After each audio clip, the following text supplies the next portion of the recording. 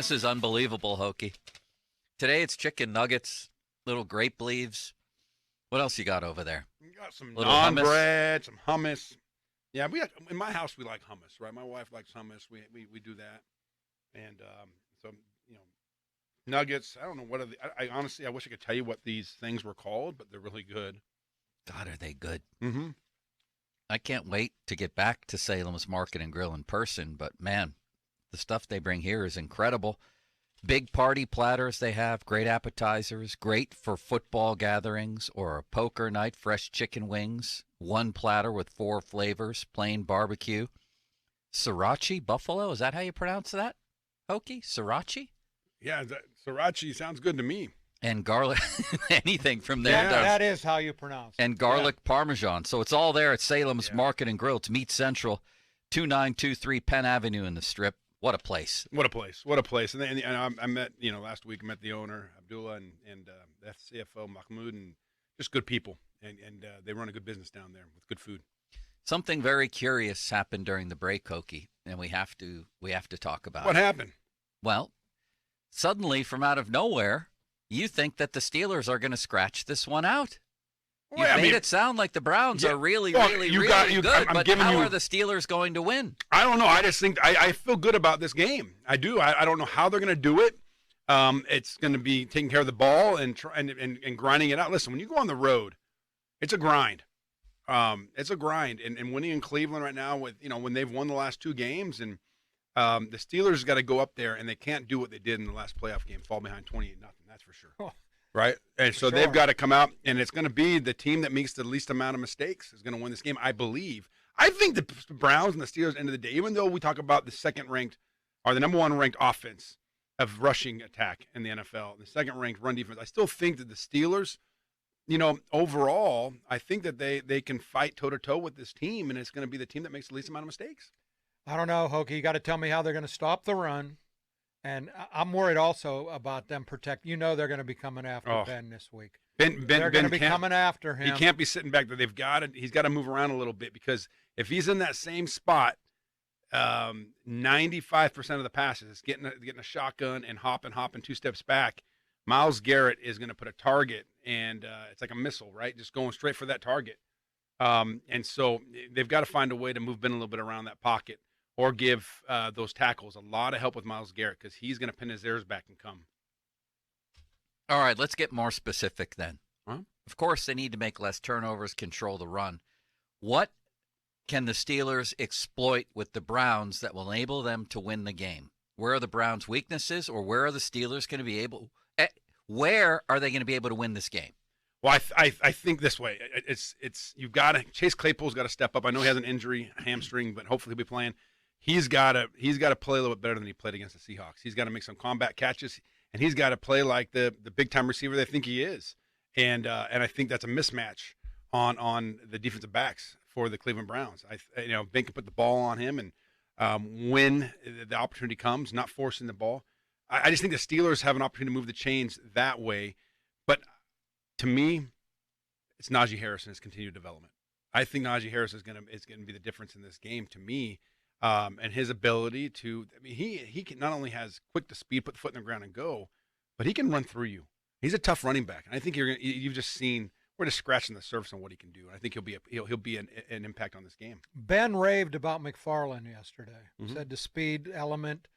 I'm thinking he's going to play this weekend. Can he help a little bit? Well, it's a change of pace, right? A change of pace. You're not going to take.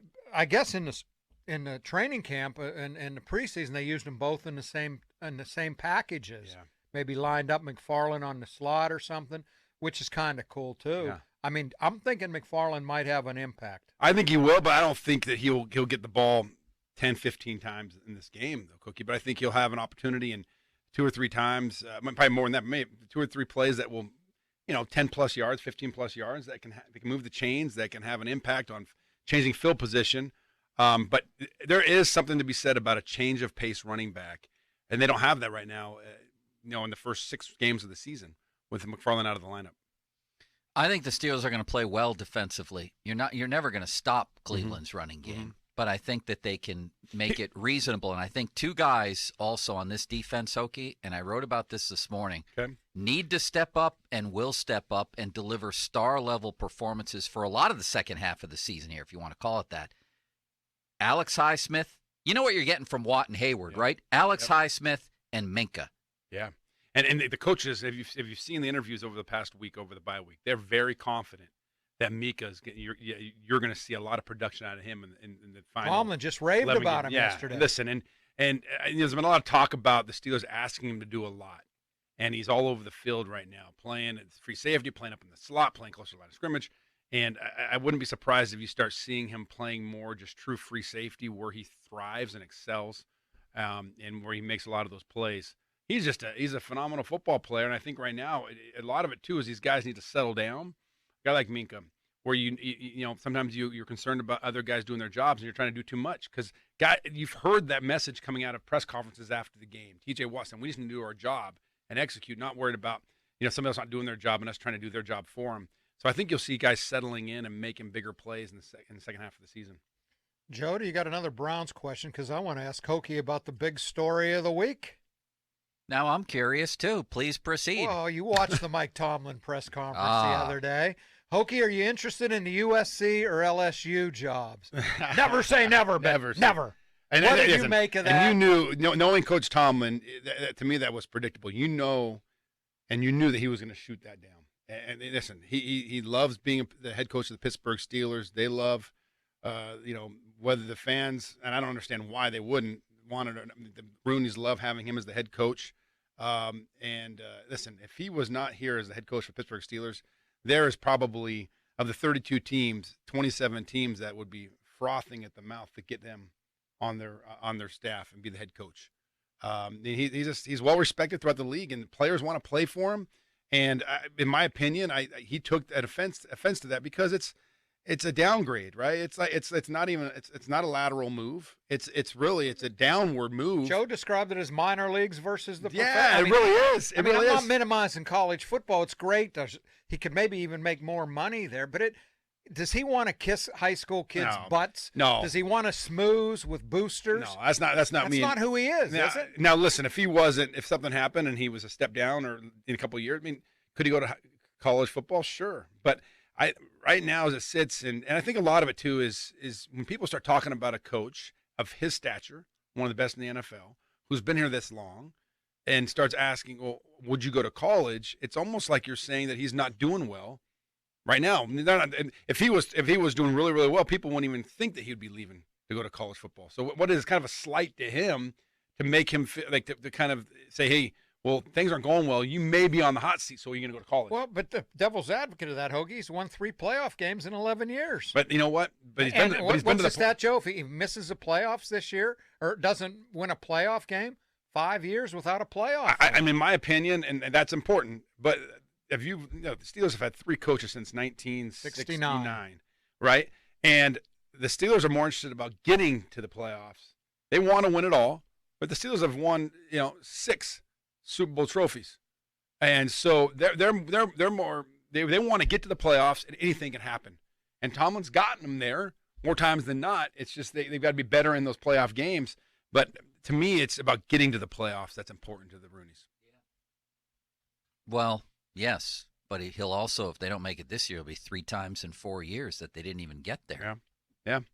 But it's time to start winning a playoff game or two again. Don't you think? Oh yeah, of course it's time to win a playoff game, right? But I also think that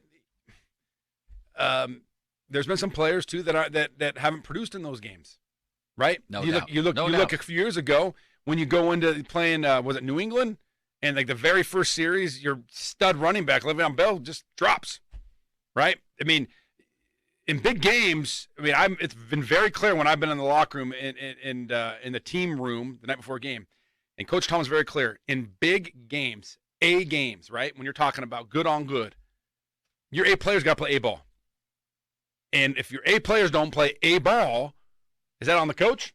I mean, they're professionals. They're getting paid millions of dollars. These guys got to produce in playoff games. Well, look at last year. First play, Pouncey centers it over Yeah. Ben's head. Is And that Tomlin's fault? That's not Tomlin's then fault. The next series, Ben throws a pick. bad interception. Those are two of your best players. Two of your best players. And they make mistakes, so you can put that on Tomlin?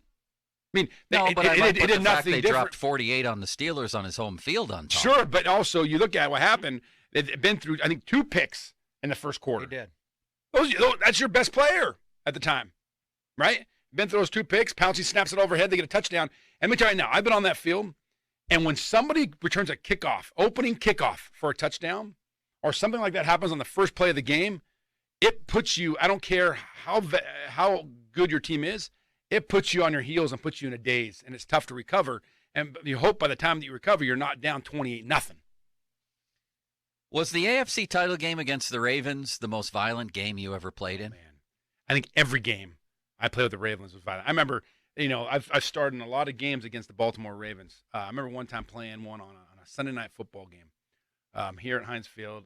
Honestly, I can't remember what year it was. I don't have this phenomenal memory, but I remember playing these guys and started the game, and it was just like we want to run the football down the middle, and so do you, and we're gonna see who gives first. And we ended up winning that game, but they were running the power O, which is just double down, come down and kick back, pull a guard around, and try to run right down you.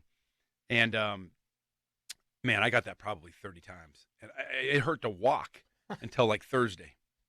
I spent a lot of time in that cold tub and the hot tub. I mean, those games back then when we were playing against the Baltimore Ravens when I played, those games we loved them. We buckled our chin strap a little tighter. We cinched we tied our shoulder pads a little tighter, and we put our big boy pants on because we knew it was going to be a physical game. What do you remember about the McGahee hit on Clark, or the Clark hit on Yeah, McGahee? I was going to say it wasn't. Well, McGahee it was hitting actually Clark. both. They both got knocked out. I'll tell you what, Clark came like a torpedo. That was a big hit. I'll tell you one that stands out to me the most was when I was young. It really set the tone for me, that helped me understand how big that rivalry was. It was when Jerome ran the ball off tackle to the defensive left, offensive right, and Ray Lewis came screaming, and they both saw each other coming, and it was like 2 freight trains hitting each other. Well, how about And Ray they both Lewis got up. putting Mendenhall? Yeah, broke his shoulder on a I hit. said that was like a car Yeah. crash. It was unbelievable. And that one, but this one, when I was a young Steeler, though, Cookie, and I looked at that and I thought, and they both got up and got in each other's face, and they were hooting and hollering, and they were, and I thought, my gosh, this is big time. Like, this is, if I didn't know better, I would have been scared. All right, I love that. who do you got? And give us a score. Well, listen, again, a score is tough, but I honestly, like, and Starkey brought it up. I did talk up the Browns because I think they have some strong areas on this team. I do believe at the end of the day that the Steelers are going to find a way to win this game. And a lot of it, I think they're very desperate. They know that they've got to win this game. And coming off a bye week, I think the Browns are a little more injured than the Steelers. And I think with Baker, Baker's going to make a mistake. I think Baker's going to make a He mistake may not and even give play. the ball up. If he play, but I think you're going to see him play. Low scoring? I would say it was going to be a close game, and the Steelers win something like, 21-24, 21-17, somewhere in there. When you were playing, do you think you'd rather have your defenses a wounded starter, franchise type Depends who it was. quarterback, Quarterback. or a backup? Well, Who would you listen. guys rather face in this situation? Well, it depends what they were wounded, right? If they had a shoulder or it was an ankle when a guy like Lamar Jackson had a sprained ankle. Would you be going after that injury like hockey players do? we don't go after an injury. We just want to hit him, right? We want him to think twice. We want to hit people. The big nasty D was kind of who we were known as, right? Joey Porter, and we just want to hit people, and we want them to know that we're going to hit them for 4 quarters, and no matter what, whether it was the first play or the last play, we were coming. And when teams came on to play the Pittsburgh Steelers during the early 2000s through for a while there, they came into the stadiums and they didn't look across the line to see who was on offense. They looked across the line to see, okay, where's Troy Polamalu? How's he looking? Look at Casey Hampton. Man, look at James Harrison. Look at the big snack. Look at Big Snack. Look at James Harrison, right? James Ferrier, Kiesel. Who was the single most violent hitter you played with? Offense or defense? Because I Violent imagine hitter? Hines might be in this conversation. Well, yeah. I mean, there's a lot of. But come on, James Harrison. Yeah.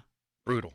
Yeah, I remember talking to an offensive lineman one time after a game, and they were saying that they had to pull on James, and James closed down on a pulling guard, and he felt like he ran literally into a brick wall and ran and just stopped in his tracks. May I interject Kendrell Bell in that conversation? Kendrell Bell was tough. There's a lot of great hitters, but I'd say if you're talking about the number one guy, that Harrison was. I mean, the guy had low center of gravity.